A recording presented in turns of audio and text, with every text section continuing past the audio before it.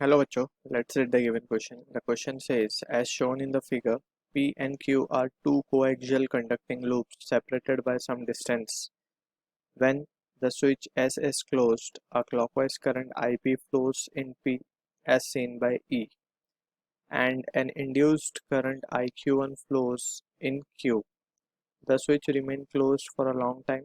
When S is opened, a current IQ2 flows in Q. Then the direction of IQ1 and IQ2 as seen by ER.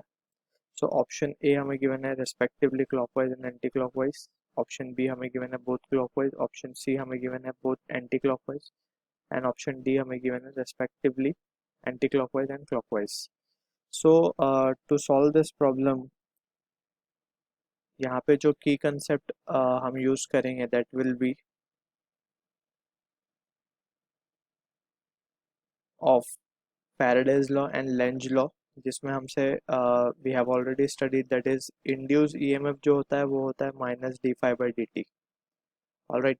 सो यहाँ पे we can clearly see कि जब भी flux change होगा तो EMF induced होगा और उसका डायरेक्शन अपोजिट होगा to the cause which has produced it. All right, so a negative sign वो शो कर रहा है यहाँ पे. So this is the formula or the concept will be Faraday's law and Lenz law. So यहाँ पे अब हम स्टार्ट करते हैं क्वेश्चन को समझना. तो यहाँ पे दो लूप्स हमें गिवन है, एक तो P लूप है और एक लूप जो है वो Q है. ऑलराइट, सो यहाँ पे P में clockwise current, it is been given that clockwise current flow हो रहा है. So this is what the clockwise current we can say. ये P लूप है हमारा और ये Q लूप है.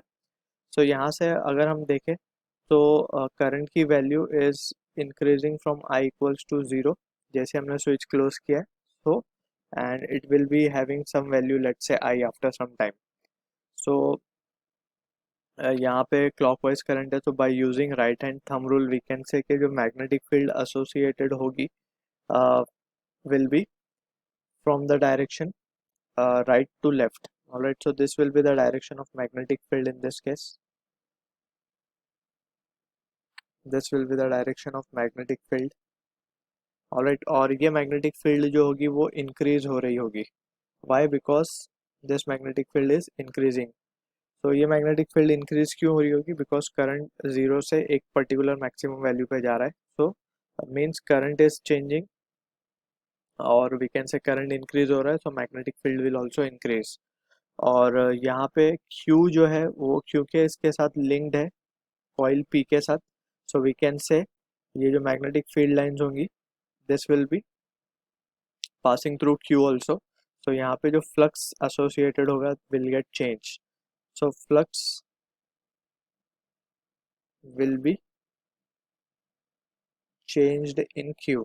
और जब भी फ्लक्स Q में चेंज होगा सो EMF will be induced और वो EMF का डायरेक्शन या we can say this will lead to induced current. So we can say this will lead to induced current. So induced current का direction ऐसा होगा कि वो अपोज करना चाहेगा क्योंकि magnetic field is increasing in the rightward direction. So ये खुद जो मैग्नेटिक फील्ड प्रोड्यूस करेगा that will be in the rightward direction. So this will be the magnetic field produced by Q. और अगर magnetic field rightward है so we can say the current flowing will be anti-clockwise. Alright, so इसे right hand thumb rule से हम देख सकते हैं again कि thumb का direction towards right होगा so anti-clockwise current इसमें flow होना start हो जाएगा. So this will be the case. So we can say यहाँ पे जो current first case में हमसे given था वो था IQ1 जब इसमें clockwise current flow हो रहा था. सो जो करंट और स्विच क्लोज था सो वो केस में this was our first case जहाँ पे स्विच क्लोज किया हमने और क्लॉकवाइज करंट फ्लो हो रहा था. सो यहाँ पे this will be the case कि यहाँ पे जो डायरेक्शन होगा करंट का दैट इज IQ1 का will be in the anticlockwise direction. So यहाँ पे अब वी कैन क्लियरली सी कि ऑप्शन ए और ऑप्शन बी को हम डिस्कार्ड कर सकते हैं और ऑप्शन सी और डी में से कोई एक आंसर करेक्ट होगा. सो लेट्स चेक फर्दर के नेक्स्ट केस में हमसे क्या बोल रहा है. The switch remain close for a long time. So switch अब काफ़ी देर तक बंद है व्हेन S इज ओपन, यानी कि अब वो मैक्सिमम वैल्यू से अगेन करंट कहाँ पे आने वाला है, जीरो पे, बिकॉज स्विच अब क्या हो गया, ओपन हो गया। तो अब बोला जा रहा है कि current IQ2 flows. Alright, so this was the case, जो फर्स्ट केस हमने डिस्कस किया वो IQ1 के रिगार्डिंग था। So now this will be the case when IQ2 flows in Q।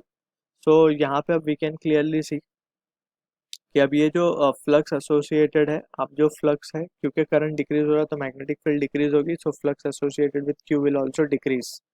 Alright, और अगर फ्लो डिक्रीज होगा तो वो उसे बढ़ाने की कोशिश करेगा, that means it will produce magnetic field towards means in the leftward direction. So this was the case of IQ1, and next case में जब वो IQ2 flow हो रहा होगा, so in that case it will be producing the magnetic field towards left. Alright, so यहाँ पे हम लिख देते हैं इसको, this will be the direction of magnetic field. So magnetic field का direction अगर leftward है, so we can say कि clockwise current flow होगा in that case. So we can clearly see कि फर्स्ट केस में IQ1 में it is anti clockwise and next case में it is clockwise. So option D is the right answer to this question. I hope you understand the solution. Thank you.